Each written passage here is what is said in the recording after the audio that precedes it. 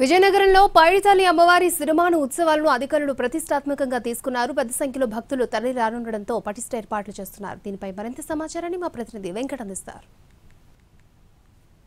పండగ అంగరంగ వైభవంగా మొదలైంది. ఇప్పటికే భక్తులు పెద్ద ఎత్తున ఉదయం నుంచి వచ్చి దర్శించుకుంటున్నారు. అలాగే అమ్మవారికి ఏదైతే మంగళవారం రేపు పూర్తిగా సిరిమానోత్సవం నిర్వహించున్నారు. దీనికి సంబంధించి పూర్తి ఏర్పాట్లు అయితే ఇప్పటికే చేసి ఉన్నారు. అయితే దీనికి సంబంధించి ఇప్పటికే క్యూ లైన్స్లో కానీ ఇట్లాంటి ఇబ్బందులు లేకుండా భక్తులు అమ్మవారిని దర్శించుకునేలాగా అన్ని ఏర్పాట్లు చేస్తున్నారు. అయితే ప్రస్తుతం మనతో పాటు ఏసీ ఉన్నారు, అసిస్టెంట్ కమిషనర్ ఆఫ్ ఎండోమెంట్స్. ఆమెతో మాట్లాడే ప్రయత్నం చేద్దాం. మేడం, ప్రధానంగా చెప్పండి, మనం పండుగని అత్యంత ఘనంగా జరుపుకుంటాం. అలాగే భక్తులు త్వరితగతిన దర్శించుకోవడానికి ఏ విధమైన ఏర్పాట్లు మనం చేసాం?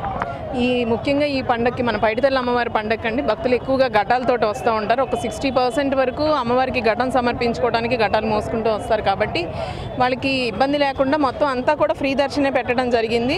బోత్ లైన్స్ బోత్ సైడ్స్ మొత్తం ఫ్రీ దర్శనే ఉంది. మధ్యలో ఏదైతే విఐపి లైన్ ఒకటి ఉంచామో స్పేర్, దానిలో కూడా విఐపి ఎంట్రీ లేనప్పుడు భక్తుల్ని దానిలో నుంచి కూడా పంపించి స్పీడ్గా మూవ్ చేస్తున్నాము. వీలైనంత వరకు ఎక్కువ రద్దీ ఉన్నప్పటికీ కూడా మళ్ళీ మినిమం టైంలో మూవ్ అయ్యే విధంగా మేము ఏర్పాటు చేయడం జరుగుతుందండి.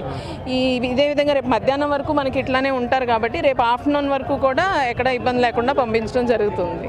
మేడం, క్యూ లైన్స్లో వాటర్ స్పెషాలిటీస్ కానీ అలాగే ఈ టార్పన్స్ ఇట్లాంటివన్నీ ఎంత మేరకు మనం ప్రొవైడ్ చేయగలిగాం? ఇది యాక్చువల్గా 1 కిలోమీటర్ 200 మీటర్స్ లెంత్ మనం క్యూ లైన్స్ ఏర్పాటు చేసామండి. క్యూ లైన్ లెంత్ ఉన్నంత వరకు కూడా మొత్తం టార్పాల్స్ అరేంజ్ చేసాము. నియర్ బై టెంపుల్ ఉన్న చాలా వరకు ఒక 800 మీటర్స్ వరకు కూడా తాటాకు పందిర్లు వేస్తే కొంచెం చల్లగా ఉంటుంది కాబట్టి అవి కూడా ఏర్పాటు చేయడం జరిగింది. ఈ మొత్తం షేడ్ ఉండే విధంగానే ఏర్పాటు చేయడం జరిగింది. మాత్రం కొంచెం ఒకవేళ మన క్యూ లైన్ కన్నా దాటి ఉండే ఛాన్స్ లేదు. ఉన్నప్పటికీ కూడా స్పీడ్గా మూవ్ చేసి ఇమీడియట్గా వాళ్ళు క్యూ లైన్లో ఎంటర్ అయ్యే విధంగా ఏర్పాటు చేయడం జరుగుతుందండి. అంటే లెంత్ మనం పెంచుకోవడానికి ఇక్కడ ప్రాబ్లం ఏంటంటే మొత్తం రోడ్ మీద ఉంటుంది, షాప్స్ అది అబ్స్ట్రక్షన్ ఉంది కాబట్టి అక్కడ క్యూ లైన్ ఎంతకన్నా 1 కిలోమీటర్ 200 కన్నా పెంచడానికి వీలు లేకుండా ఉంది. మేడం, ఎంతసేపట్లో మనం దర్శించగలుగుతున్నారు భక్తులు? అంటే వన్స్ ఒకసారి క్యూ లైన్లోకి ఎంటర్ అయిన తర్వాత ఒక 1 అవర్ లోపుగా వాళ్ళు దర్శనం చేసేసుకుంటారండి మ్యాక్సిమం. వాళ్ళ పిల్లలు కానీ ఎవరైనా ఉండేటప్పుడు వాళ్ళకి ఏమైనా ప్రత్యేక కౌంటర్లు కానీ మనం ఏర్పాటు చేయగలిగామా?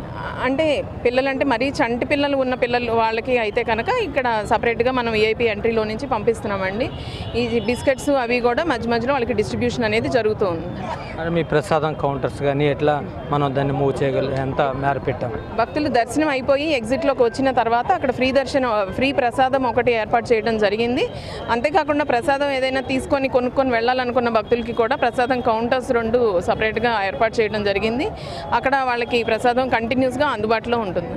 రేపు సిరిమానోత్సవం జరగబోతుంది, దాన్ని ఎట్లా మూవ్ చేయబోతున్నారు? అంటే ఎవరి టైము ఎర్లీ అవర్స్లో చూస్తున్నారు కదా, అట్లా ఏ విధంగా మీరు?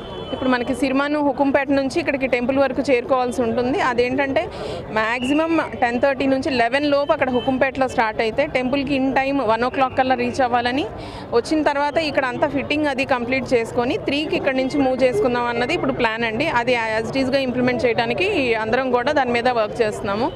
ఆఫ్టర్నూన్ 3 o'clockకి స్టార్ట్ అయితే సిరిమాను 4:35 లోపు కంప్లీట్ అయిపోతే వెళ్తుండగానే కంప్లీట్ చేసుకోవాలని ప్లానింగ్.